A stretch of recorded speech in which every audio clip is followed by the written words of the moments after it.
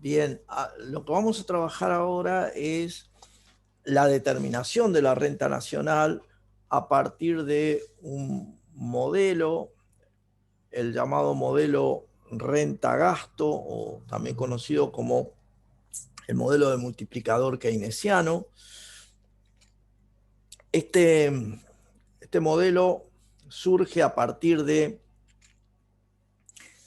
como habíamos comentado, la situación de los años 30 del siglo pasado, la Gran Depresión, la dificultad para que se cumplieran los postulados de la economía clásica a partir de la idea del pleno empleo y el ajuste en función de la flexibilidad de los precios, también la posibilidad de que se cumpliera la idea de la ley de Say, que la oferta crea su propia demanda, es decir, la transformación tomando como punto de partida el concepto de Producto Bruto Potencial. Esto, a partir del año 29, por un conjunto de fallas del gobierno en las acciones de política, de la Reserva Federal en términos del manejo de la cantidad de dinero. Esto es una serie de errores que se tradujeron en una depresión hasta el año 33, desde el 29 hasta el 33, y también siguió. Esta depresión, la interpretación, reitero, era que los postulados del pensamiento clásico no lograban resolver las cuestiones. Allí aparece, a posteriori, aparece las ideas de John Maynard Keynes, las ideas de la concepción de entender la economía desde el conjunto. Hasta ese momento el pensamiento clásico lo miraba por los mercados, por la idea de el comportamiento de los individuos en el mercado, la toma de decisiones y en definitiva la agregación de los mercados para ver el resultado de la actividad económica. Keynes lo que interpreta es que el problema más que nada era como una insuficiencia de demanda, lo cual traía aparejado un proceso de recesión, es decir, y la demanda estaba asociada a la dificultad que tenían los individuos para gastar, porque concretamente habían perdido la riqueza a partir del quiebre bursátil, el cierre de empresas, la quiebra de los bancos, es decir, un conjunto de situaciones que traen aparejado una pérdida de ingresos por parte de las familias, y eso se traduce en una insuficiencia de demanda agregada, insuficiencia de demanda frente a una oferta que no estaba ajustada, es decir, una oferta excedente. Entonces, allí se produce esta crisis, esta depresión, un proceso recesivo. La manera que surge a partir del pensamiento keynesiano, en principio, es: si es un problema de demanda, lo que debemos hacer es incrementar la demanda, ya sea tanto privada o del sector público. Entonces, la respuesta ante una situación de caída de la actividad económica va a venir por, bueno, alguno de los dos que participan en la economía van a tener que generar. Lo que vamos a encontrarnos es las dificultades para que el sector privado lleve adelante esto, y es por ello que en la próxima clase seguramente trabajaremos en la respuesta dada por el sector público. Pero, en definitiva, la modelización que hace a partir del pensamiento keynesiano, este modelo renta-gasto, lo que nos interpreta, lo que nos muestra es el comportamiento en el corto plazo. Recuerden ustedes que lo que buscamos en definitiva, es la respuesta a cuánto se produce, cómo se determina el nivel de la renta de equilibrio, el Producto Bruto. ¿Cuál es ese nivel? ¿Cómo son los distintos ajustes en el proceso de producción? ¿Se ajusta por precio? ¿Se ajusta por cantidad? Bueno, vamos a ver que en este modelo se ajusta por cantidad. La particularidad del modelo que vamos a plantearnos es que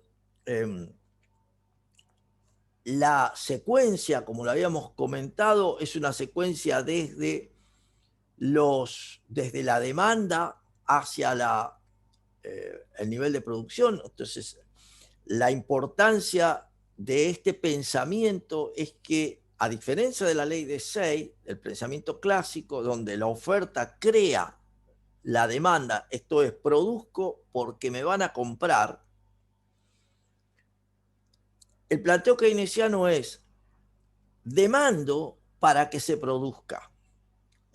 Fíjense, demando para que se produzca. Note que la inversión, y en función de eso voy a obtener un resultado. Si se quiere, voy a plantearlo,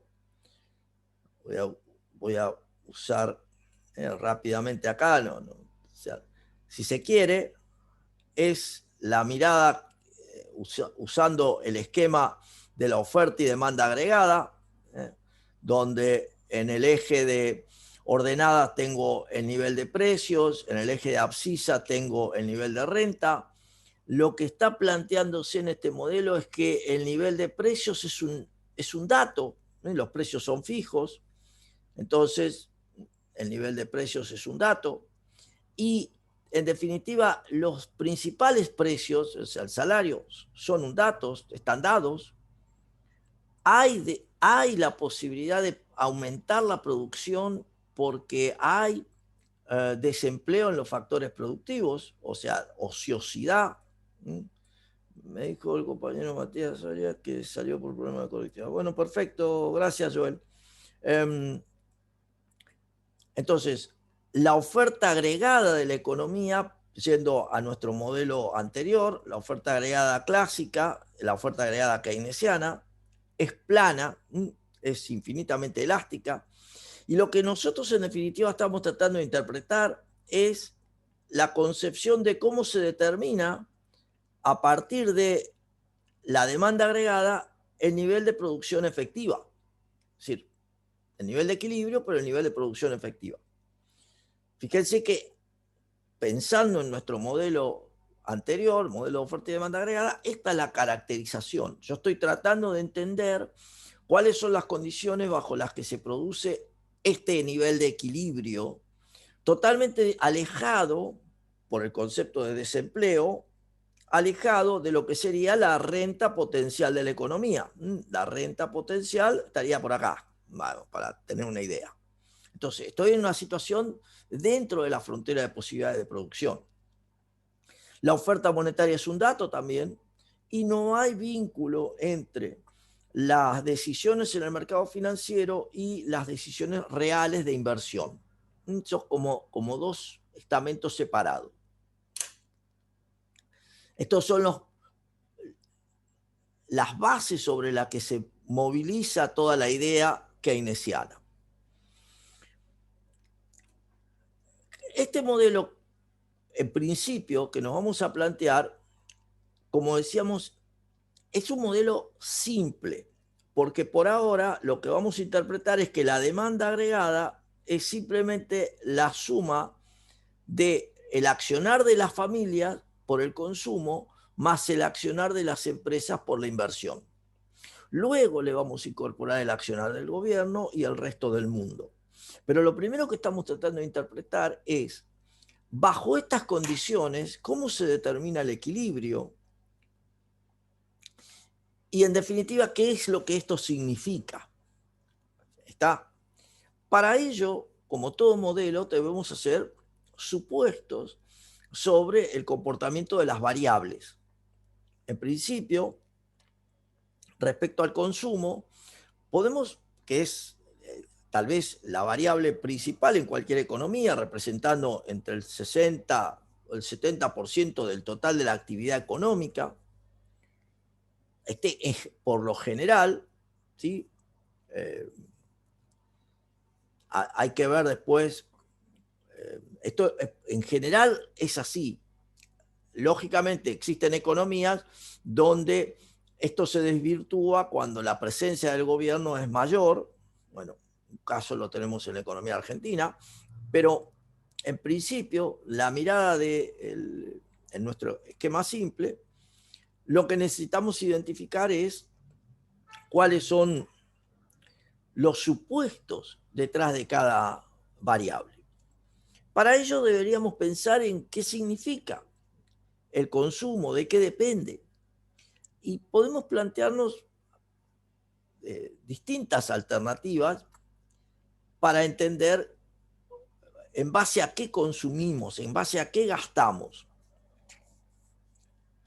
Es muy probable que a ustedes lo primero que se les ocurra es en base a lo que tengo, en decir, en base al ingreso o la renta disponible, lo que me queda una vez que pagué impuestos, la renta disponible, seguramente con eso es lo que yo desarrollo el consumo. Esta es una idea que es estable en el tiempo porque refleja un flujo. Nuestra renta disponible no es ni más ni menos de eso. O sea, cuánto me queda año por año y en función de eso, cuánto destino al consumo. Alternativamente, ustedes pueden pensar, la verdad, yo conozco gente que tiene mucho, en realidad que vive de rentas, vive porque es rico. Ok, entonces una segunda alternativa podría decirse que está en función de la riqueza que tenemos. Como diciendo, bueno, los ricos consumen, los pobres no consumen, o consumen menos, obviamente. Pero allí el problema está en que el concepto de la riqueza es muy estable. Entonces, no me va a poder permitir explicar los grandes cambios. El concepto de riqueza es, bueno, tengo casas, tengo. Salvo en los últimos periodos donde aquellos que invirtieron en bitcoins o en criptomonedas, de repente, bueno, wow, saltaron y son multimillonarios. Está bien, pero eso es uno. No tiene relevancia en el conjunto. Entonces, no hablar de la riqueza como determinante del consumo es complejo porque en definitiva la variación de la riqueza es muy limitada. Entonces, dificultaría analizar el concepto, modelizar. Una tercera mirada sobre esto podría ser las expectativas que tenemos. Y entonces, noten ustedes que desde el punto de vista laboral, ¿qué ha pasado el año pasado con este concepto? Todo el mundo que dijo, ¿cuándo salimos de esto? ¿Qué hizo? Gastó menos, en función de sus expectativas.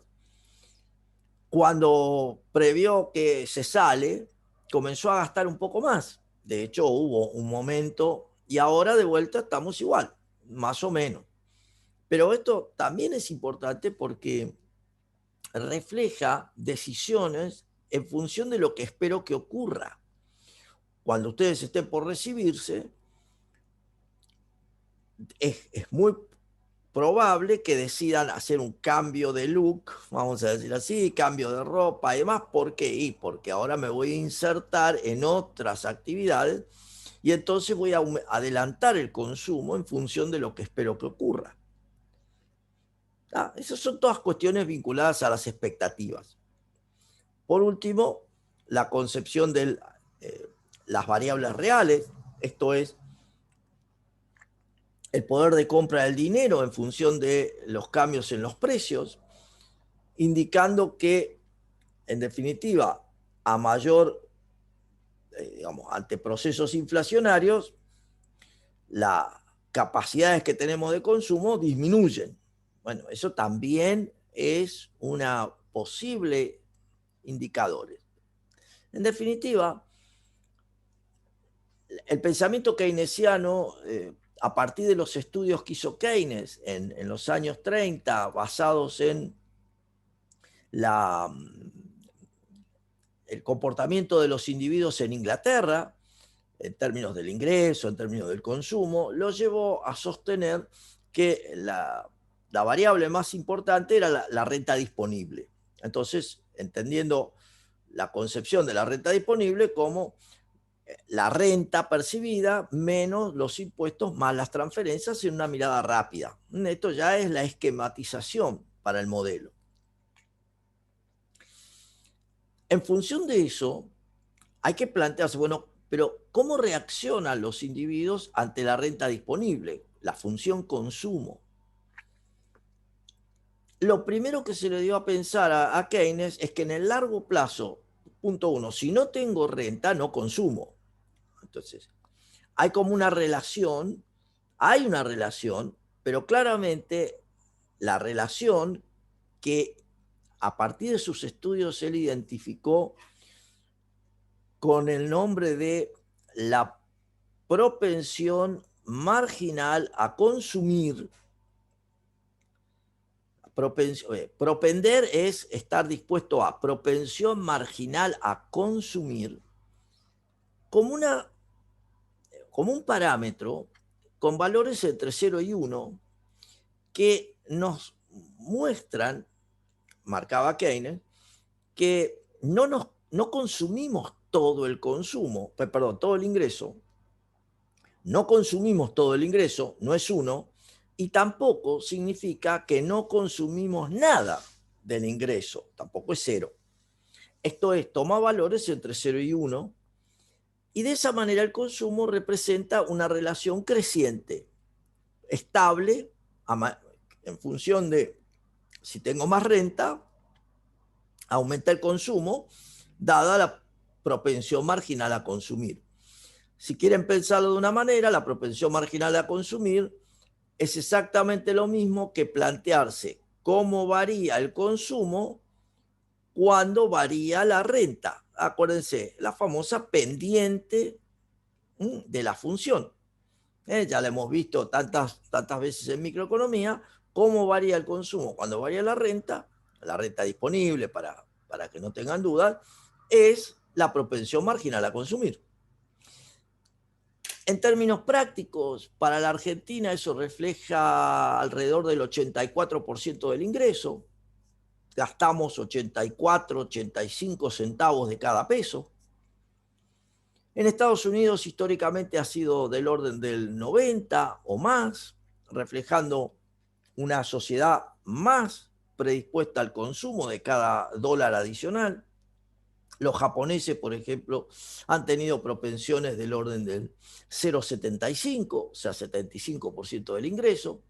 Y lo que estamos viendo es distintas formas de reaccionar ante la renta según cada sociedad. Algunos son más ahorrativos, otros son más proclives al consumo. En el largo plazo, entonces, voy a mostrar, en el largo plazo, desde el punto de vista gráfico, hay una relación que parte de 0 asociada a la renta disponible en el eje de abscisas, donde la pendiente no es ni más ni menos que la propensión marginal a consumir. Entonces, la propensión marginal a consumir refleja la pendiente de la función. Pero en el corto plazo, Keynes también observó que los agentes económicos gastaban, pero se producía un gasto que no estaba estrictamente relacionado al ingreso. Esto es, existe en el corto plazo una posibilidad de vivir por encima de nuestros ingresos, o sea, de nuestras posibilidades reales. ¿En qué se traduce esto? En el desahorro, por ejemplo, o sea, esto es vivir de prestado o vivir con lo que ahorramos antes. Noten la cuestión. Vivir de prestado, Argentina lo ha hecho y lo hace. ¿En qué sentido? Todos los préstamos que hemos obtenido de los organismos internacionales. Fondo Monetario, Club de París, Banco Interamericano de Desarrollo, Banco Mundial. Todo eso es obtener ingresos, perdón, fondos que no están asociados a nuestra capacidad de generar renta. Sin embargo, nos permiten consumir más allá de lo que podríamos. Entonces, en esa situación, estoy en presencia de una función consumo de corto plazo keynesiana que desde el punto de vista gráfico se traduce en una ordenada en el origen, un punto de partida asociado a la variable autónoma, exógena. ¿Qué significa eso? Definida fuera del modelo, pero punto de partida de la resolución del mismo. Acuérdense las definiciones de las primeras clases. Entonces ahí puedo ya tener la función operativa para Keynes. Recuerden que el modelo es de corto plazo. Entonces la función que nos interesa es la de corto plazo. Y también recuerden que es de corto plazo porque a Keynes, en definitiva, no le preocupaba el efecto de sus análisis en el largo plazo. Asumía que en el largo plazo estamos todos muertos y con eso se sacaba el problema de encima. Después, de nuevo, esto es para diferenciarse del pensamiento clásico, que es de largo plazo, ¿no? Siempre vamos a encontrar ese enfrentamiento. ¿Qué características tiene? Bueno, como decíamos, hay una relación directa entre el consumo y la renta disponible. A medida que aumenta la renta, aumenta el consumo, pero en una proporción menor. La cuestión clave para entenderlo, la renta, ya sabemos que la renta disponible, si quieren, es la suma de dos componentes, el consumo más el ahorro. Si quieren, podemos hacer, para que ustedes identifiquen, esto es la propensión marginal a consumir, vamos a decirlo así, la variación de la renta es igual a la variación del consumo más la variación del ahorro. Esto es simple. Si yo divido ambos lados por variación de renta, fíjense que voy a tener 1 igual a la propensión marginal a consumir más la propensión marginal a ahorrar. O lo que es lo mismo, la propensión marginal a ahorrar es 1 menos la propensión marginal a consumir. Y uno dice, ¿para qué me dice esto? Muy simple. De cada unidad monetaria que tenemos, una parte la consumimos y otra parte la ahorramos. Esto es simplemente es eso, es la interpretación de eso. Pero, ¿por qué esto es importante en definitiva? Bueno, porque Keynes lo que observó es que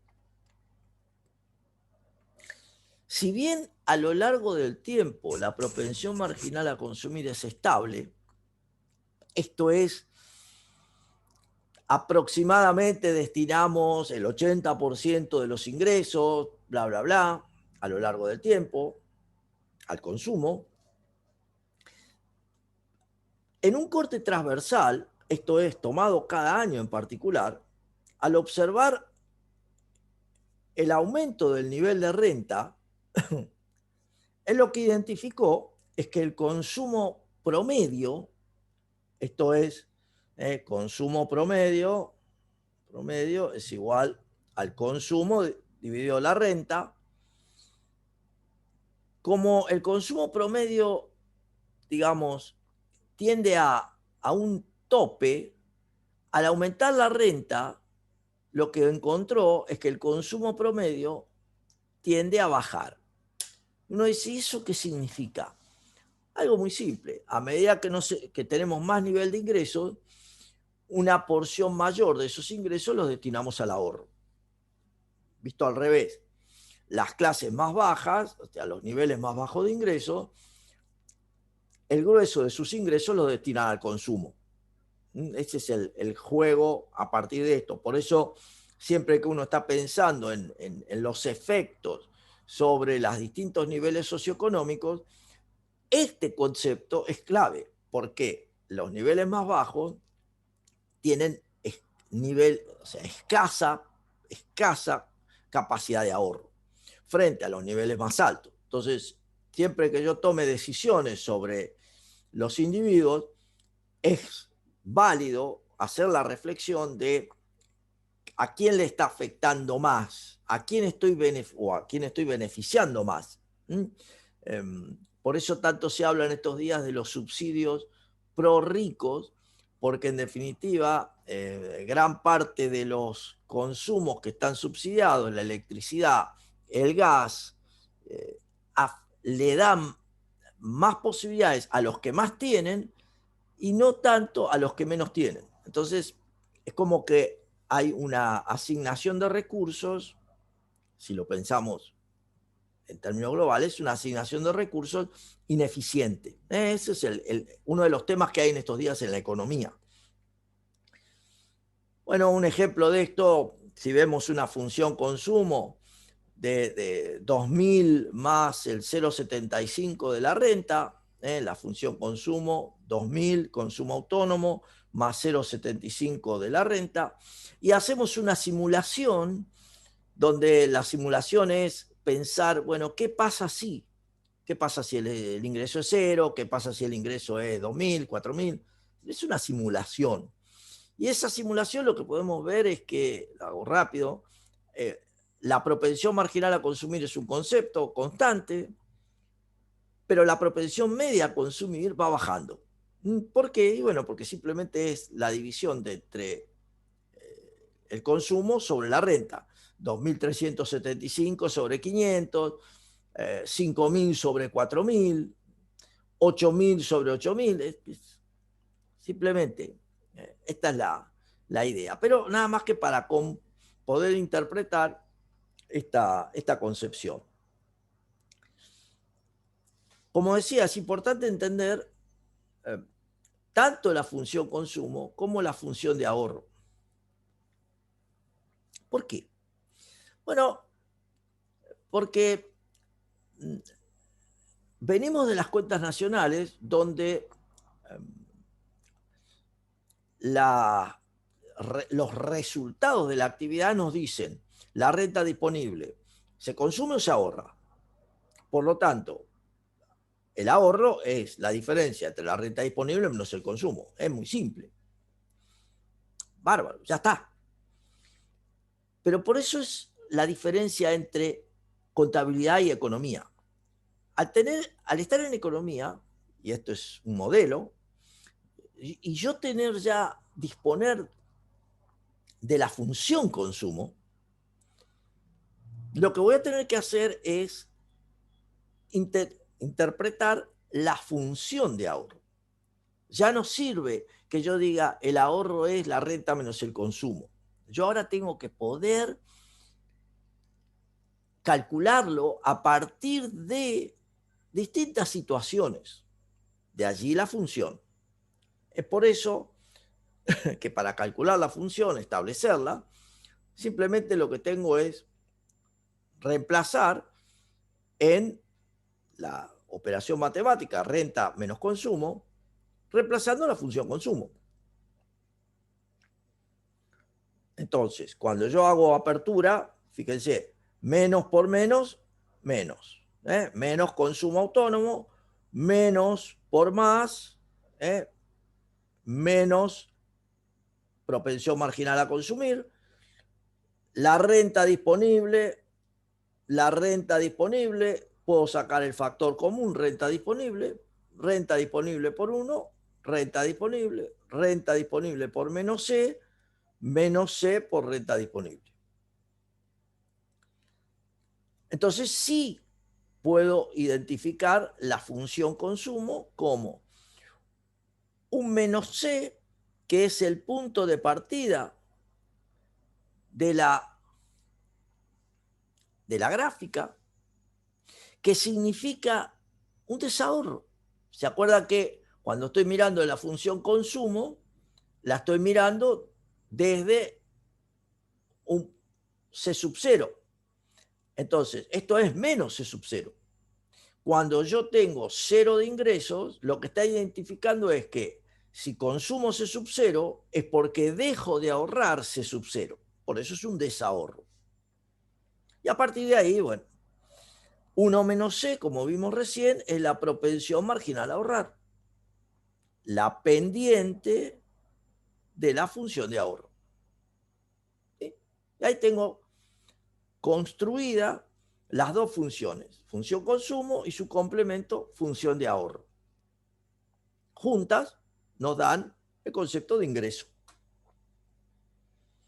Cuando pensamos el ahorro, ahora sí lo podemos ver con sus distintas, el ahorro de los distintos agentes, el gobierno, que se expresa por la diferencia entre los ingresos corrientes por impuestos menos los gastos corrientes. Gastos corrientes quiere decir que son los gastos en el día a día, en el hacer, en los salarios, en todo lo que implica en los pagos de pensión, en los pagos de los distintos subsidios, estos todos los gastos corrientes. El ahorro de las empresas, que está representado por dos conceptos: los beneficios no distribuidos, como habíamos dicho, y las amortizaciones, las depreciaciones del bien de capital, porque ese es un ahorro. Esto es, el comprador me lo paga porque está dentro del precio final, bien calculado obviamente, está dentro del precio final de cualquier bien. Desde el punto de vista contable, la imputación, ese dinero es a la cuenta de amortizaciones. Entonces es un ahorro porque en definitiva lo que refleja es que en el futuro yo voy a poder recomprar el bien de capital a partir de el ahorro de las amortizaciones incurridas. Una mirada. En términos reales, obviamente, en términos nominales, eso tiene un problema, pero en términos reales. El ahorro de las familias, por último, la diferencia entre la renta, los ingresos obtenidos, menos los gastos en los bienes y servicios. Cuando yo me pongo a pensar todo esto, la interpretación que buscamos, es decir, viene la cuestión siguiente. Nosotros estamos buscando determinar el nivel de equilibrio de la actividad económica. Les voy a recordar, voy a cambiar de color para que sea más visible. Les voy a recordar que cuando nosotros estábamos viendo, ¿sí?, el nivel de precios, el nivel de renta, qué sé yo, estamos viendo la oferta agregada keynesiana, estamos viendo la demanda agregada, es fácil, entre comillas, identificar que este es el punto de equilibrio de la renta efectiva. ¿Por qué? Porque es el punto donde una función se cruza con la otra función. Después hay que calcularlo, todo lo que sea, pero la cuestión es esa. Ahora bien, nosotros ahora estamos analizando una situación en la que yo tengo la renta, tengo el consumo y tengo una función que tiene este comportamiento. A medida que aumenta la renta, aumenta el consumo. Bárbaro. La pendiente, bla, bla, bla. Pero, ¿en qué punto, para entender el equilibrio, en qué punto el consumo y la renta son iguales? Noten que aquí yo puedo decir, si esto solo fuera el consumo, yo puedo decir que en este punto, en este punto, estoy generando que el consumo por el lado de la demanda sea igual a lo que produzco, a un determinado nivel de precio, no importa, pero en este punto, el consumo, la demanda agregada y el nivel de producción son iguales, por eso está en equilibrio. Pero si pensamos en este gráfico, ¿eso dónde ocurre? En realidad no puedo verlo porque la función va en el mismo sentido. Cuando la renta aumenta, el consumo aumenta. Para poder resolver el problema, lo que vamos a apelar es a un truco de la geometría, en definitiva, que es el cuadrado del lado 1. Cuadrado. Y el cuadrado, en definitiva, tiene la particularidad de la recta bisectriz, esto es la diagonal mayor, cuyo ángulo es de 45 grados. ¿Qué me asegura eso? Que cualquier punto de la base en la recta bisectriz es exactamente igual al punto de la altura. Parece una tontera, pero es un truco que me permite identificar, al yo trazar la recta bisectriz, que en el punto donde la función consumo corte a la recta bisectriz, por construcción, la altura, el nivel de consumo, es exactamente igual a la base, el nivel de producción. Y así para cualquier otra situación. Noten que es una forma de graficar diferente a la que estábamos acostumbrados en el modelo de oferta de la micro y en el modelo de oferta de la macro, pero que en definitiva con esta posibilidad me permite encontrar desde lo gráfico el nivel que iguala el nivel de ingreso con el nivel de cualquiera de las variables que se encuentre en la ordenada, en este caso el consumo. Podemos calcular lo mismo para el ahorro.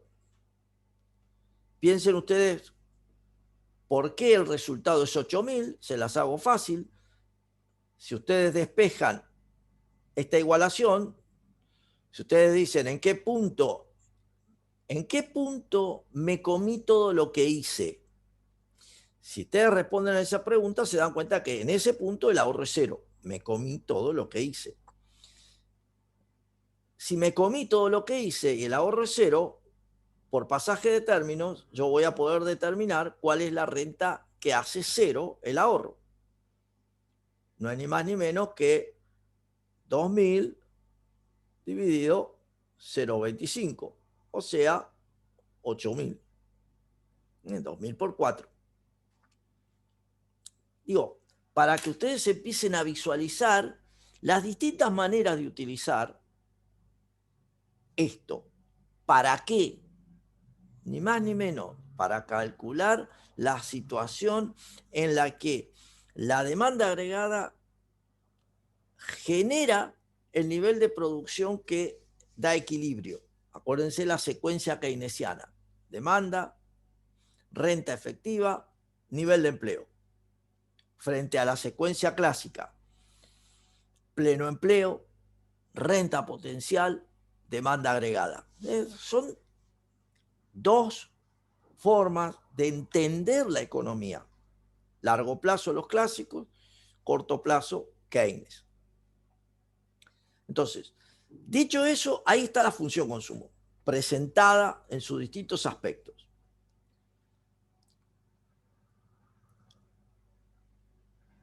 La segunda variable de nuestra demanda agregada es la función de inversión.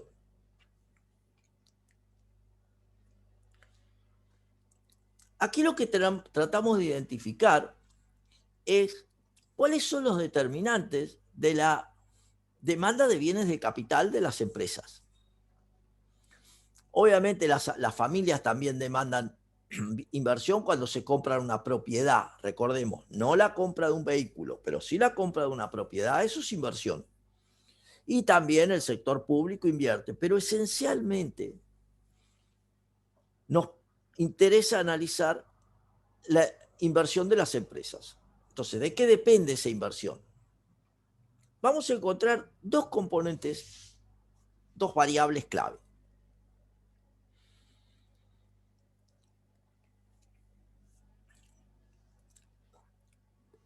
Pensemos en este momento que la economía por allí empieza a repuntar en Argentina y un empresario dice, bueno, ¿cómo viene la mano?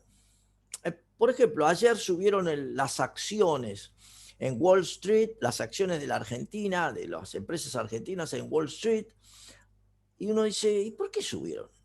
¿Y por qué hubo un repunte en la bolsa? Bueno, porque antes de ayer hubo una reunión entre el presidente Fernández en Roma con la secretaria digamos, con Georgina, no me acuerdo el nombre, es griego, o ruso, no, ruso, la titular del Fondo Monetario Internacional, donde hubo una conversación a partir de un posible principio de acuerdo para lo que le debemos al fondo. Y entonces, ¿qué hicieron los mercados? Reaccionaron positivamente. Bueno, la Argentina va a arreglar, bla, bla, bla.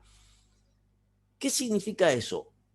En definitiva, que estás esperando que haya más actividad económica si la Argentina arregla con el fondo. ¿Eso qué es? Expectativas. O sea, ¿por qué decido comprar acciones o por qué decido, pensémoslo mejor, sabemos ya que se arregla con el fondo, sabemos que se establece, se pone un poco más estable todo, y entonces, ¿qué hace un empresario? Dice, bueno, va a haber más actividad económica, voy a incorporar otra máquina, voy a decidir tomar más personal, por lo tanto voy a pedir fondos prestados para incrementar las actividades, expectativas. Entonces, un determinante clave de la inversión está reflejado en las expectativas que tengo sobre lo que va a ocurrir. El otro determinante clave, tal vez el determinante, es el que está asociado al costo de oportunidad del dinero que yo necesito para la inversión. Esto es la tasa de interés. ¿Pero qué tasa de interés? La tasa de interés real. De vuelta, toda vez que ustedes escuchan el concepto real en economía, saben que le estoy quitando el efecto precios. Entonces, la tasa de interés real, o sea, en principio la tasa de interés nominal, es la suma de dos conceptos, la tasa de interés real más las expectativas de inflación. Lo concreto. Cuando yo voy al banco y veo en la pizarra que dice tasa de interés para un plazo fijo a 30 días, 30%, vamos a hacerla fácil, esa es la tasa de interés nominal. ¿Por qué? Porque es como si dijéramos, voy a dejar el dinero un año a esa tasa de interés y dentro de un año voy a obtener el 30% más de ingresos de lo que puse. Si puse 100 pesos, voy a obtener 30 pesos más. Para entender el problema, ya lo hemos dicho muchas veces, pensemos en que con 100 pesos compro 100 chupetines de $1 cada uno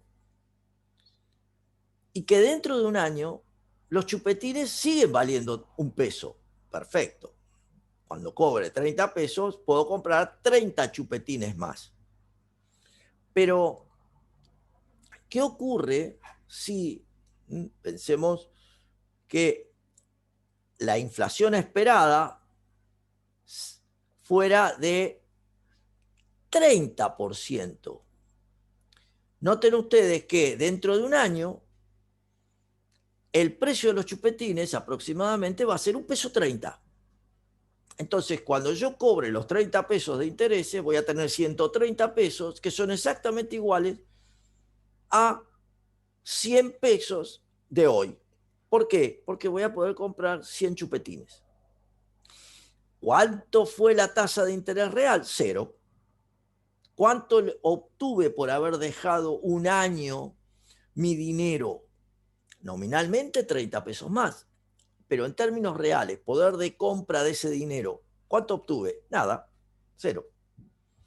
Peor si la tasa de inflación esperada, como hoy en Argentina, fuera superior al 40%.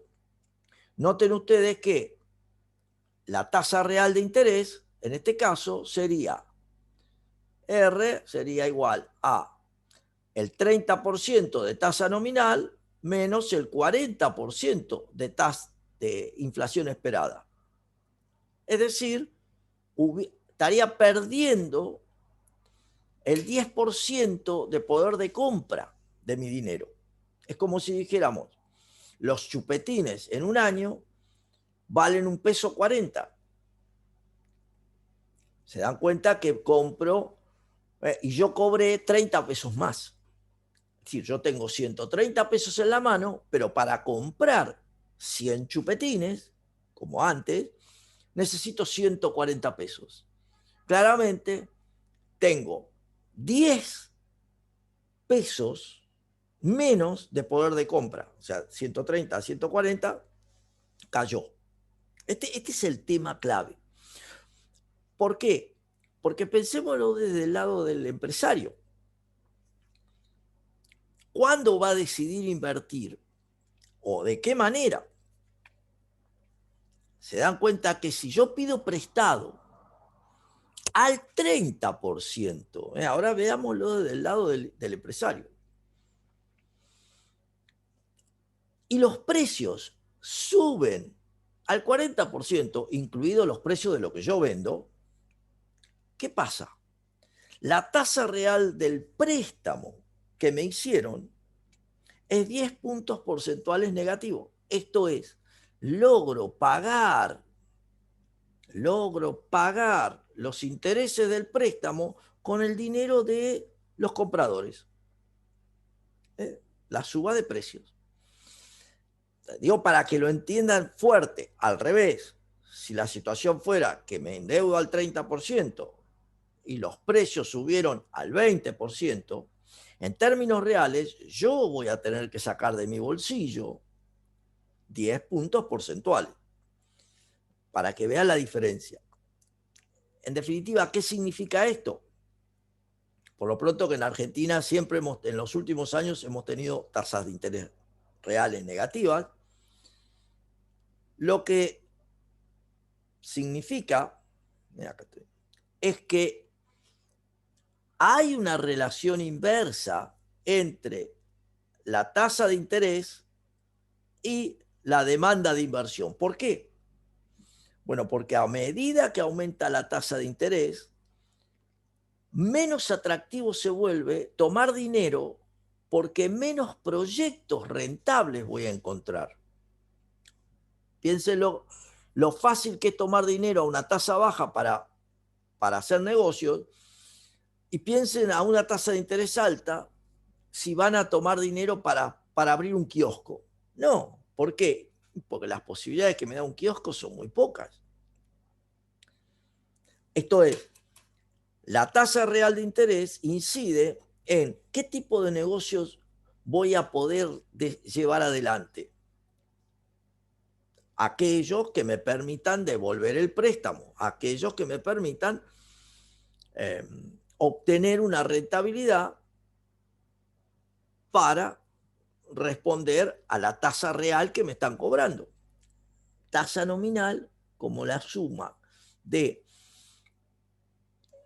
lo que genera el dinero, el producto marginal del dinero, la productividad del dinero, más la expectativa de inflación. Ustedes dirán, ¿y hoy qué pasa? las expectativas de inflación son al 40%, las tasas que hay en el banco, en los bancos para los préstamos, y están en 50, en 60.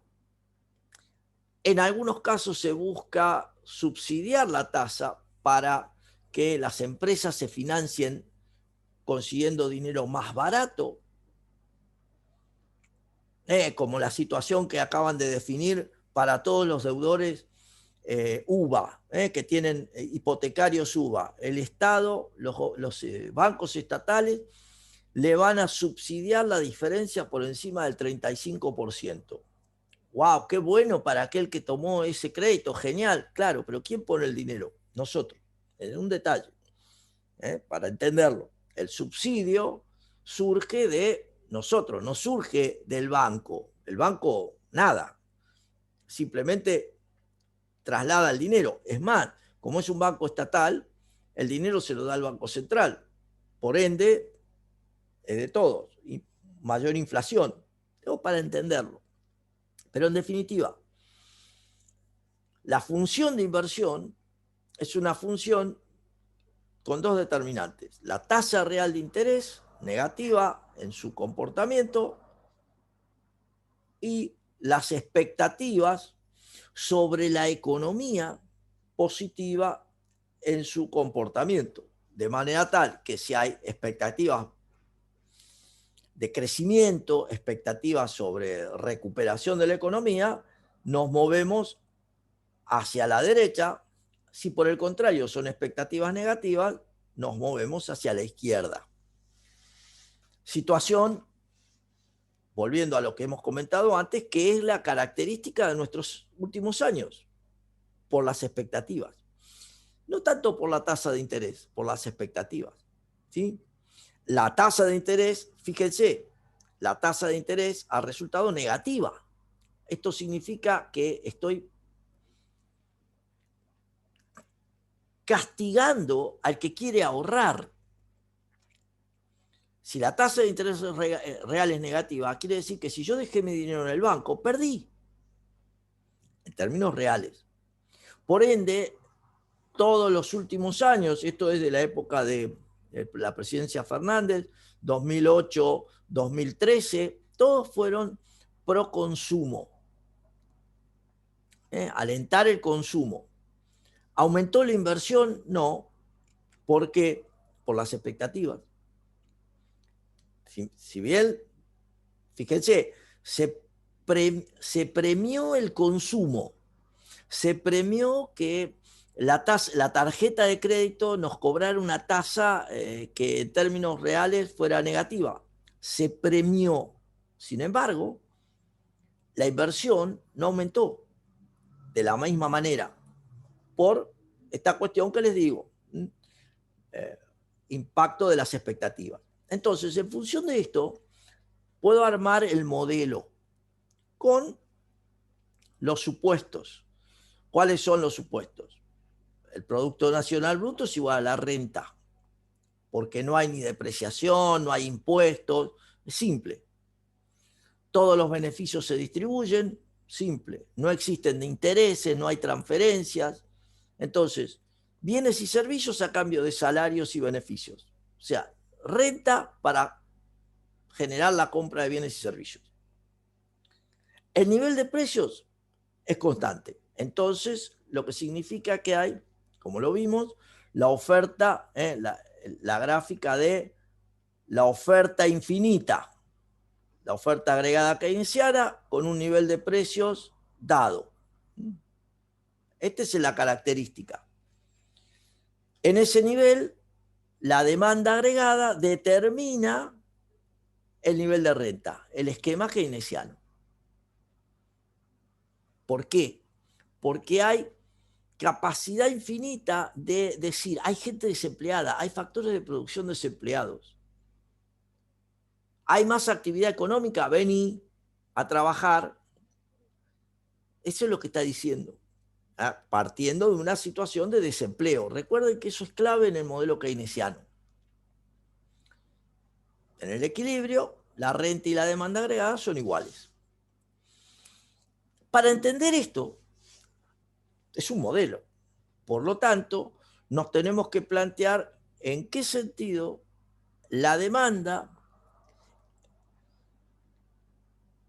o sea, la producción que generamos encuentra la demanda para que la renta obtenida se pueda gastar y lo que no se gasta, el ahorro, recuerden ustedes, es lo que las empresas requieren para inversión. Este es un jueguito del flujo circular de la renta también. El principio de la demanda efectiva, en definitiva, ¿qué es lo que determina? Que la renta se ajusta a la demanda, no es al revés. Principio keynesiano, pensamiento clásico, la demanda se ajusta a la renta, porque la producción genera la demanda. En el keynesiano es la demanda la que activa a partir de la inversión, que es un dato, más o menos. Entonces, fíjense, yo tengo el principio, el punto de partida, la renta igual a la demanda, igual que lo hacíamos en microeconomía. La concepción de los modelos es similar, simplemente lo que cambian ahora son las variables. Entonces, la demanda agregada, ¿qué es? Consumo más inversión, lo reemplazo. La función consumo más la inversión, que la tomamos como autónoma. ¿Por qué la tomamos como autónoma en el principio en Keynes? Porque en definitiva suponemos que los empresarios en los años 30, estamos viendo, pero no importa, es un supuesto, se mantienen, es decir, incorporan ingresos o utilizan sus ingresos para mantener el nivel de inversión a través de los años. ¿Por qué? Por la depresión. ¿Por qué? Porque no hay expectativas sobre que las cosas se modifiquen. Entonces, asumimos que el nivel de inversión es una constante, es un dato. Entonces, consumo más inversión, la demanda agregada. Fíjense que yo tengo nuestro interrogante, que es el nivel de renta de ambos lados, en los dos lados de la ecuación. Puedo hacer un pasaje de término para unir esta variable que estoy tratando de calcular. Me quedan los consumo autónomo más inversión autónoma del lado derecho. ¿Qué observo aquí? Tengo factor común, la renta por 1 menos C, factor común renta. Tengo los autónomos y, si yo lo voy a plantear acá, la renta por pasaje de término es igual al consumo autónomo más la inversión dividido 1 menos C. Esto es lo que observo aquí. Uno podría decir, ya está, ya terminó, profesor. Sí, tranquilamente. ¿Cuáles son los determinantes del nivel de renta? Bueno, ustedes se darán cuenta. Las familias por el consumo autónomo. Las empresas por la inversión. Y las familias por la propensión marginal a consumir. La decisión de cuánto destino al consumo de cada unidad monetaria extra. Estos son los determinantes de la renta de equilibrio. Y ustedes dirán, bueno, ¿me quedo con eso? Sí, pero todavía puedo hacer un pasaje más, porque, de vuelta, ¿qué estoy buscando? ¿Cómo se determina la renta de equilibrio? Perfecto. Y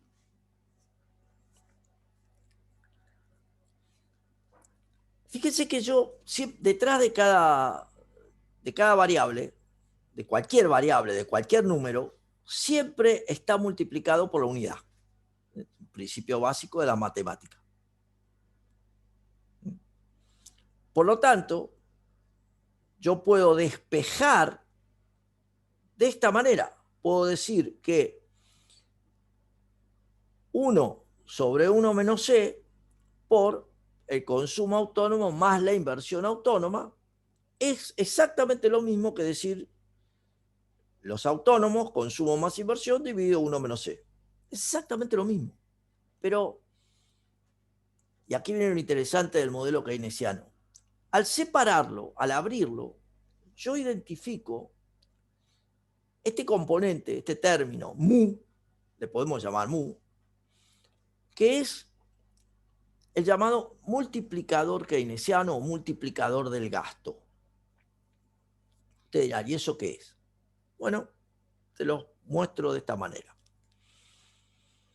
Piensen ustedes que llega a una economía un individuo con 1.000 pesos para gastar.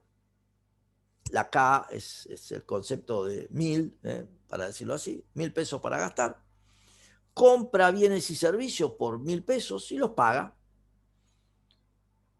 ¿Qué hace el que recibe esos 1.000 pesos? Bueno, hace lo que se le da la gana, sí, pero en términos macroeconómicos, fíjense que lo que hace es la propensión marginal a consumir por esos 1.000 pesos. Gasta. ¿En qué los gasta? Y obviamente los gasta en aquellos que le dan servicios, le dan insumos para que él haya podido generar el producto que le vendió al que se lo compró. Entonces, los que lo reciben, ¿qué hacen? Gastan. ¿Cuánto reciben? Si esto fuera 75%, el dato que tengo acá, lo que ocurre es que gasto 750 pesos, 75% de 1.000. En un conjunto de individuos que reciben esos 750 y gastan C por C por 1.000. O sea, C al cuadrado por 1.000. Ah, perfecto. Que los gastan en otros que hacen exactamente lo mismo. C por C al cuadrado por 1.000. O sea, C al cubo. Que los gastan, que los gastan, que los gastan, que los siguen gastando hasta C a la N por 1.000. ¿Quién es C a la N? ¿Qué es C a la N? El último. No sé cuál es. El último. ¿Pero el último de qué? El último que le corresponde una moneda para gastar. El último centavo. Es como si dijéramos, tiro una moneda a rodar hasta que se detenga.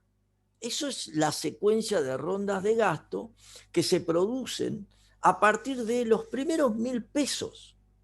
1.000 millones, el número que les guste. Ustedes dirán, ¿y eso cuánto da? ¿Cómo se resuelve? Le pedimos ayuda a los matemáticos y nos van a decir que esto es una progresión geométrica. La progresión geométrica, su resultado, no es ni más ni menos que en el límite, cuando n tiende a infinito, en el límite, cuando n tiende a infinito, 1 sobre 1 menos la razón de la progresión geométrica. La razón fue la propensión marginal a consumir. Entonces, fíjense que lo que me dicen los matemáticos es que para yo saber cuánto suma todo esto, tengo que hacer esta operación. Y esta operación no es ni más ni menos que el resultado del multiplicador del gasto. Fíjense que cuando yo digo 1 sobre 1 menos la propensión marginal a consumir, o sea, 1 sobre 0,25, qué casualidad, 0,25 es la propensión marginal a ahorrar, es decir, es lo mismo, el resultado es 4. ¿Qué quiere decir 4? Que la suma de toda esta secuencia es 4 veces lo que puse al inicio. Lo que me está diciendo es que el multiplicador va a generar rondas de gasto y por ende producción equivalente a 4 veces lo que puse al inicio. Y ahí viene lo interesante. Hay conjunto de discusiones sobre esto, la validez, pero este es el planteo keynesiano que se ha utilizado desde los años 30 hasta la actualidad. Nuestros presidentes, tanto en forma expresa como no, como ya lo hemos comentado, han confiado en este modelo por la concepción del proceso multiplicador. En términos gráficos, si yo tengo la inversión que es autónoma, tengo la función consumo representada. Cuando le sumo al consumo la inversión desde el punto de vista gráfico, es un desplazamiento paralelo de la función de demanda. Acá tengo la demanda agregada. Se dan cuenta que voy a obtener, desde el punto de vista gráfico, el punto de equilibrio donde la demanda agregada corte a la recta de 45 grados. Eso es el punto de equilibrio. Ahora bien, ¿cómo se calcula esto? O sea, ¿cómo es? Fíjense que si yo tengo la demanda agregada, perdón, la oferta, digamos, el Producto Bruto de Equilibrio va a ser igual al multiplicador, 1 sobre 1 menos 0,75, porque es la propensión marginal a consumir, por consumo autónomo, 2.000, más inversión autónoma, que son los datos con los que cuento. Noten ustedes que esto es 3.000 por 4, es decir, 12.000. Este es el resultado a partir de esa cuenta, 12.000. ¿Qué es lo que está queriendo decir eso? Que en función de la decisión de las familias de gastar 2.000 unidades monetarias de consumo autónomo, más la decisión de las empresas de gastar 1.000 en inversión autónoma, el resultado, o sea, el punto de partida es 3.000. Noten ustedes que si no hubiese proceso multiplicador, siempre tendríamos 3.000. Sin embargo, por el proceso multiplicador hemos llegado a 12.000. 4 veces lo que incorporó en la economía. Pero, ¿está bien esto? Profesor, muy simple lo que usted planteó. Está bien, pero ¿cómo yo sé si esto está bien? ¿Cómo puedo identificar si no me equivoqué en el pasaje de términos? ¿Cómo puedo identificar si hice los procedimientos adecuados? Lo tengo que ver desde otro lado. Piensen ustedes que la renta es igual al consumo más el ahorro, la renta disponible, la renta en general. Que la demanda es igual al consumo más la inversión. Por lo tanto, yo puedo decir que en equilibrio, el ahorro planeado por las familias tiene que ser igual a la inversión privada. Bárbaro. ¿Y con eso qué hago? Yo ya tengo la función de ahorro. Yo sé que la función de ahorro es menos C sub 0 más 1 menos C por I. Por lo tanto, yo puedo reemplazar menos 2.000 más 0,25, porque es 1 menos C, por 12.000, que es lo que yo he calculado. Yo quiero saber si 12.000 está bien. El 25% de 12.000 es 3.000, menos 2.000 claramente el resultado es 1000. Aquí que 1000 es la inversión. Por lo tanto, esto que he analizado me asegura que es el equilibrio. ¿Por qué? Porque el requerimiento de la inversión encuentra el ahorro de los privados en la misma cuantía. No sobra nada. Acuérdense, en este sistema no, la salida de fondos, fuga, es igual a la inyección de los fondos. Fugas igual a inyecciones. Salida, egresos igual a ingresos. Aquí el único ingreso que hay es la inversión, que es autónoma. ¿Por qué ingreso? Digamos, algo que viene de afuera. Lo otro son las familias. Ustedes dirán, bueno, pues las familias gastan a partir de sus ingresos. Pero ¿y el dinero de la inversión de dónde sale? Del ahorro. Entonces, lo que yo me estoy asegurando como condición de equilibrio es que el nivel de ingresos de equilibrio determinado por la acción de las familias y de las empresas es exactamente aquel que me permite financiar las inversiones con el ahorro de las familias. 1000, 1000. Ahí viene lo interesante de este modelo y por el cual se ha utilizado tanto tiempo por todos los gobiernos a partir de su planteo. En definitiva, lo que hay que pensar es, ¿cómo demuestro esto? Puedo hacer una simulación. ¿Qué significa que hago una simulación? Que me planteo distintos niveles de renta y veo si, qué situación se genera. Veo el consumo, analizo el consumo, analizo la inversión, la demanda agregada como suma de consumo más la inversión, la diferencia entre lo que hago, el producto, y la demanda agregada para saber si hay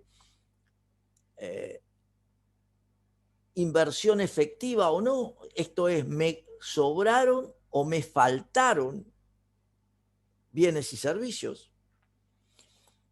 La variación deseada de existencia, obviamente si me sobraron bienes y servicios, acumulo, si me faltaron bienes y servicios, es como que disminuye los stocks con los que cuento. Y a partir de eso, ¿cuál sería la tendencia en el proceso productivo? Si me faltan bienes y servicios, voy a tener que aumentar la producción. Si me sobran, voy a tener que bajarla. Entonces, partiendo de un nivel de 0, para hacerla simple, la demanda agregada es 3000, pero el nivel de producción es 0. Por lo tanto, ¿se acuerdan el punto de partida? Estoy desahorrando, estoy generando tanto desahorro como una desinversión por 3000 unidades monetarias. Disminuyen los stocks. Por lo tanto, tengo que aumentar el proceso productivo. Lo llevo a 2000. En 2000, el consumo planeado a partir de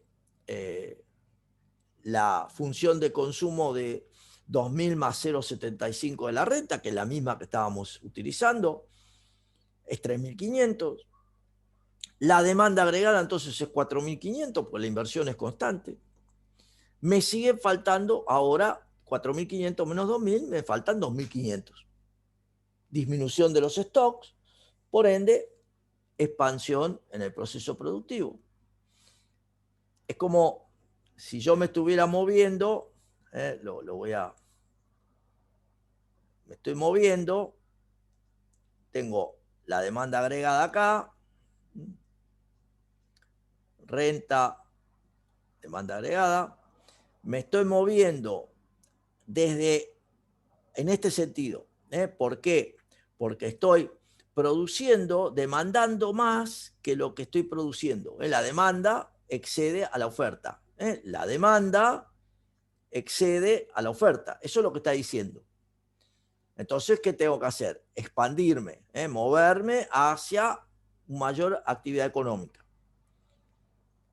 4.000, me sigue pasando lo mismo, tengo un excedente de demanda en 2.000, 8.000, fíjense que en 8.000 el consumo planeado es exactamente igual a la renta, pero me quedan 1.000 de inversión planeada. Me paso del otro lado, es como si viniera de esta parte, y entonces, ¿qué ocurre? Produzco 20.000 acá, 20.000. Claro, pero para 20.000 el consumo es 17, más la inversión 1.000, la demanda agregada está por debajo de 20.000. O sea, me sobran 2.000. Por lo tanto, tengo que contraer la actividad económica. Aumento, hay un stock, aumento del stock, contraigo la actividad económica, me tengo que mover hacia la izquierda. O sea, recordemos que cada punto, cada nivel de producción es un año, porque esto es el Producto Bruto de la economía, es un año. Estoy simulando año tras año en función de lo que podría ocurrir. ¿Cuáles son las situaciones? Esto se hace en el Ministerio de Economía normalmente para tratar de entender la situación. Bajo el nivel de producción a 16.000, también me sobra. Veo que me sobran 1.000. Y cuando llego a 12.000, estoy en equilibrio. ¿Por qué? Porque la evaluación de existencia no acumulada es cero. Es decir, es tanto lo que requería como lo que terminé haciendo. ¿Sí? Planeado y realizado son iguales. Por eso la simulación. Ahora bien, recuerden que la condición de equilibrio requiere que el ahorro planeado sea igual a la inversión planeada. Esta es la condición de equilibrio. Pero ¿qué ocurre en cada momento del tiempo? Veamos. Fíjense el ahorro realizado. 0 menos 2.000. El ahorro realizado va a ser menos 2.000. Renta menos consumo. ¿Y la inversión realizada cuánto es? La inversión realizada es 1.000 que decido invertir, pero menos 3.000 que son la variación de existencia. Tuve que sacar de los stocks. ¿Cuál es el resultado final? Menos 2.000. Igual que el ahorro realizado. Inversión realizada igual a ahorro realizado. Veámoslo acá. 4.000 menos 5.000. Ahorro realizado menos 1.000. Inversión realizada. 1.000 positivo menos 2.000. Inversión realizada menos 1.000.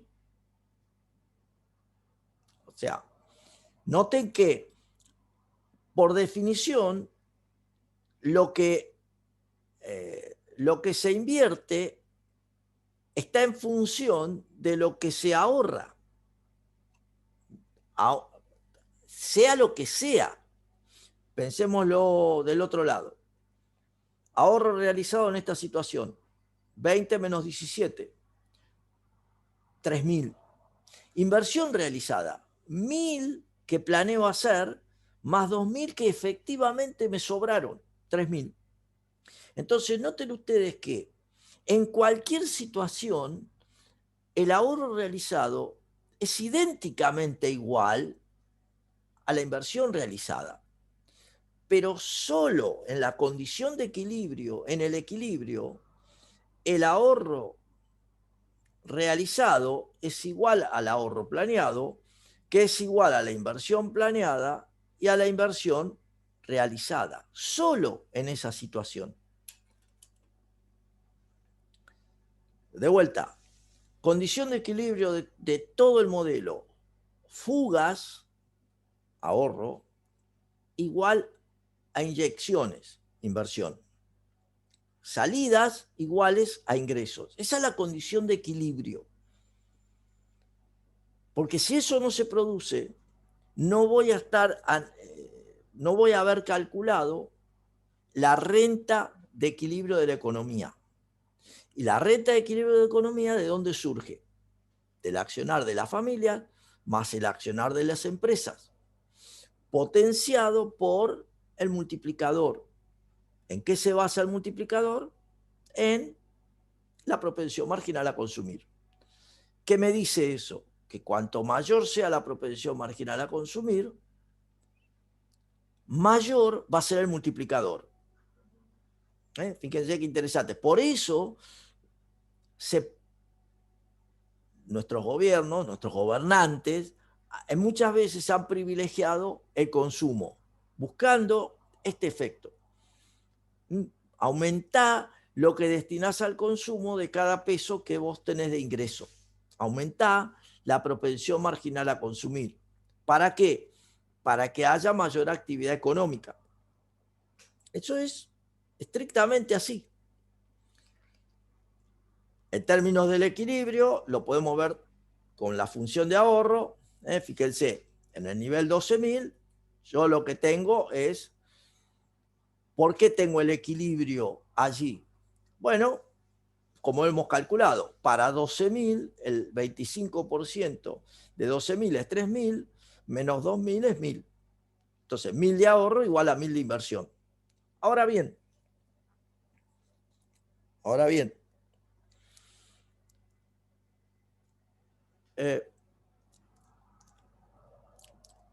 esta condición del multiplicador de la inversión también trae aparejado otra cuestión, que es un enfrentamiento, la manera de pensar de clásicos y keynesianos asociadas al ahorro. ¿Por qué? Ustedes habrán escuchado más de una vez a alguna abuela de ustedes, algún abuelo que le diga, nena, nene, el ahorro es la base de la fortuna. ¿Por qué? Es un pensamiento clásico, porque está diciendo que si yo ahorro hoy voy a tener más mañana y entonces voy a poder desarrollarme. Ese es el pensamiento clásico. Pero la mirada keynesiana, que privilegia el consumo, dice, en realidad, la inversión es la que determina el ahorro. Para los clásicos, el ahorro es el que determina la inversión. Y para Keynes, lo que está diciendo es, lo que decidan invertir los empresarios es lo que determina cuánto se ahorra en la economía. Para ver este tema, lo que ustedes van a encontrar en los textos es la llamada paradoja de la frugalidad. Ser frugal implica bajo nivel de consumo, y que algo sea paradójico es un resultado que no esperabas. La paradoja de la frugalidad es esa idea para tratar de entender esta cuestión del ahorro. ¿Cuál es la paradoja? Que aún aumentando el ahorro individual, haciéndole caso a los clásicos,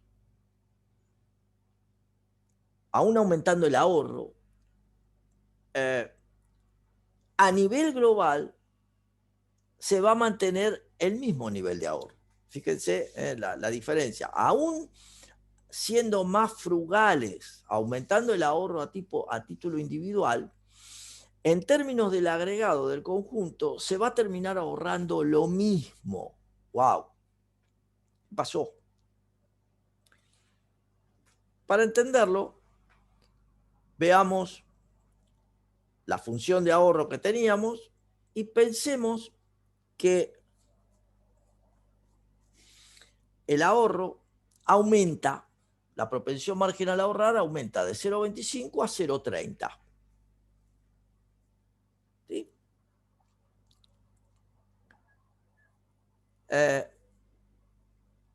Cuando hacemos esta operación,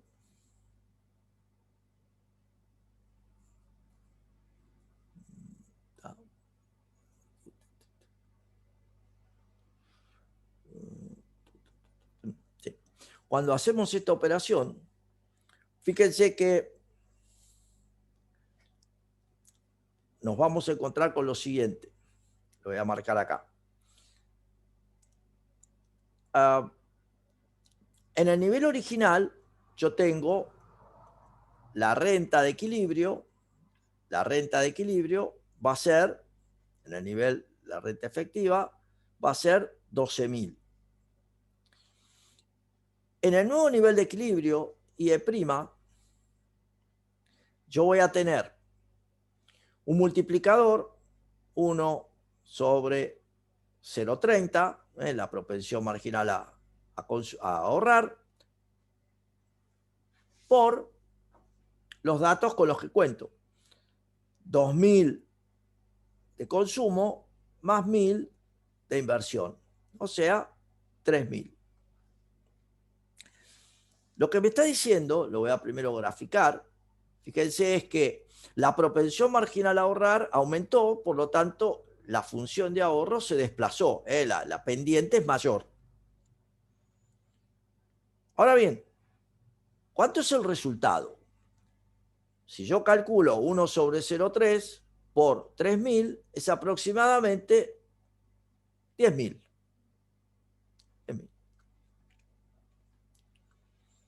O sea, el nuevo nivel de equilibrio es 10.000. Ahora bien, ¿cuánto es el ahorro?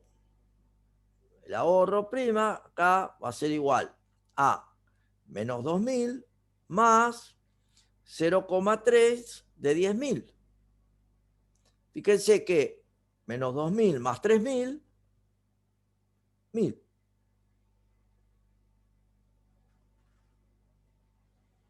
¿Qué pasó? A nivel nacional se sigue manteniendo que el ahorro y la inversión son iguales. ¿Por qué? Y ahí viene lo paradójico. Porque justamente en el planteo keynesiano, la inversión es la que determina el ahorro. Entonces, si no se modificó el nivel de inversión, sigue siendo 1.000, la inyección a la economía sigue siendo 1.000, no se modifica la fuga de la economía, el ahorro. Y usted dice, pero profesor, si la gente está ahorrando más cada una, claro, pero como ahorró más, se produjo una caída de la actividad económica. Se produjo menos, ahorró más, es cierto, cada una ahorró más, pero la actividad económica cayó. Este es el famoso problema de la falacia de composición. ¿Se acuerdan? Cuando lo que es bueno para uno no es bueno para el conjunto. Acá estamos lo mismo. Lo que es bueno para uno, el ahorro, la base de la fortuna, no es bueno para el conjunto porque la actividad económica cayó. Y entonces termino generando menos, y ahí viene lo paradójico, lo paradójico es con el mismo nivel de ahorro que antes. Y esto es lo interesante, digo, para entender el problema, la situación. Entonces, fíjense ustedes el conjunto de ideas que estamos analizando. En definitiva, ¿de qué depende la generación de riqueza? Del accionar de las familias, del accionar del consumo, por el consumo, el accionar de las empresas por la inversión, de la propensión marginal a consumir. Y entonces, ¿qué pasaba en los años 30? No funcionaba. ¿Qué? La decisión de mayor consumo y la decisión de mayor inversión. Ahí es donde Keynes, ¿se acuerdan que el camino era o que los privados accionen sobre la demanda o que el Estado accione sobre la demanda, o sea, sobre el gasto público? Es por eso la recomendación keynesiana, porque en los años 30, en el 2008, 2009, a nivel mundial por la crisis financiera, el año pasado en términos de la caída el cierre de las economías, en cualquiera de esas situaciones, el accionar privado no alcanza. Es por eso que viene la pregunta, ¿quién podrá ayudarnos? El Chapulín Colorado, como siempre digo, no está. Entonces, Ahí es donde, ¿quién aparece? Va a tener que aparecer el otro actor, el sector público. Y ahí es donde vamos a trabajar con el sector público cuando veamos la próxima semana todo el problema del tema de la política fiscal, es decir, el accionar del Estado. ¿Sí? Es decir, el accionar del Estado a partir del gasto público, los impuestos, para resolver el problema de insuficiencia de la demanda, que ese es el problema que estamos viendo. Como no alcanza la demanda de los privados, va a tener que venir en ayuda el sector público.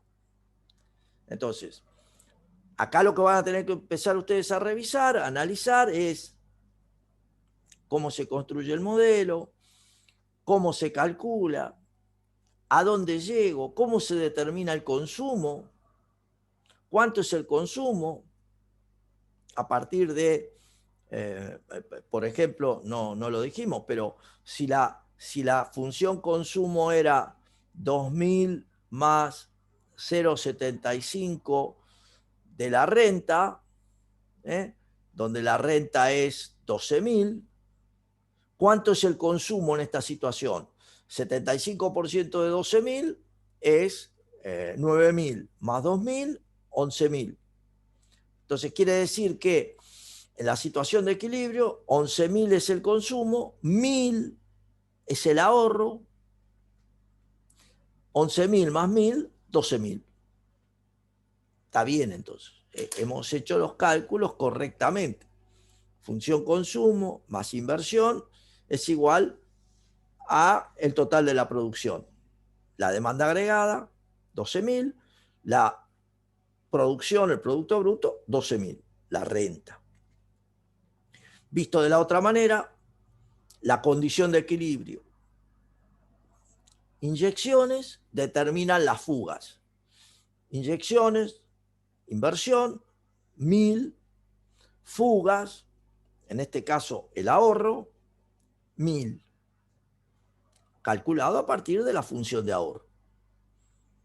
Esto es lo que hay que empezar a familiarizarse, porque el modelo va a ir haciéndose más complejo en las próximas semanas y nos va a llevar cada vez a cálculos con mayor grado de detenimiento. Preguntas, la que quieran. ¿Dónde estoy? ¿Sigo acá? Digo, alguno podrá decir, desaparezco. Nere, Gabriel, Iván, Joel, Facundo, Ami. ¿Dónde me metí? Sí, ok. ¿Dónde me metí? Ami, Facundo.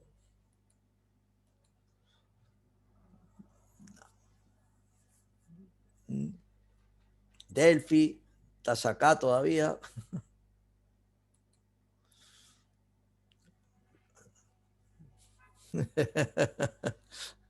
Bien. Es decir, notarán que tiene va haciéndose más complejo, pero en definitiva la intención es mostrar cómo se van resolviendo los problemas, cómo se calcula la actividad económica, cómo eso se traduce en mejoras o, digamos, la incidencia de los distintos componentes de la demanda agregada. Esto es lo que, a partir de la unidad, el capítulo 21, capítulo 22, que están más los capítulos de Rossetti, las partes de Rossetti, todo eso, para que lo trabajen. Lo van a trabajar, de hecho, lo van a profundizar con Manuel en la parte práctica. Y la semana que viene, yo seguro les voy a mandar algún formulario para que planteen dudas. Bueno, lo vamos a revisar al inicio, pero hay que meterse de lleno. La otra semana, recuerden, tienen el test y al toque nomás vamos a tener test sobre estos temas para que ustedes ganen nota. Entonces, recuerden que junio ya lo tenemos a la vuelta. El test es el viernes, lo voy a poner, si, ya lo puse para el 24, pero seguro se los voy a poner, ustedes querían los viernes, creo, o puede ser para el lunes 24, porque ustedes tienen contabilidad, no sé, puede ser para el lunes 24. No me acuerdo si ustedes querían los viernes, si no tendría que ser para el lunes, para el viernes 20, para el viernes 21. No sé, ustedes habían puesto los días viernes, creo que querían los test, puede ser para el viernes 21. Es lo mismo para mí, como les parezca. ¿Les parece el viernes 21 o les parece el lunes 24? Está bien, es lo mismo. Sí, igual piensen que después enseguida va a venir otro test muy rápido porque si les estoy dando más tiempo para que se acomoden, pero no para que se relajen y tengo 2 semanas. No, es para ir ganándome a mí. Ustedes tienen que ya tener todo leído, ganándome a mí, para que después, cuando venga el test que va a venir más rápido, lo puedan resolver. O sea, me tienen que ganar en el sentido de